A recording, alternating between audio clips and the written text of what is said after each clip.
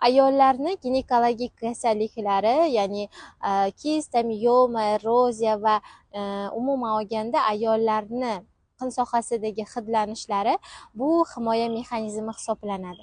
Qachonki siz aynan nima uchun bu himoya mexanizmingizni yoqqaningiz, ya'ni tana bu himoya mexanizmini yoqqanini aniqlaganingizda va uni tuzatganingizda sizda kasalliklar o'z-o'zidan tuzalishni boshlaydi. Chunki bizda har doim ana shu ayolligimizni qabul qila olmasligimiz, ayolligimizga putur yetgani, bizni tanamizni qabul qila olmasligimiz, biz munosabatni istamaganligimiz, ya'ni bu har doim tana sizni bu bo'lmasligi, ya'ni jinsiy munosabat bo'lmasligini ta'minlashga harakat qiladi va buni kasalliklar bilan sizga ko'rsatib beradi. Birinchi o'rinda biz tanamizdagi kasalliklarni emas, boshimizdagi tarakanlarimizni tuzatishimiz kerak bo'ladi.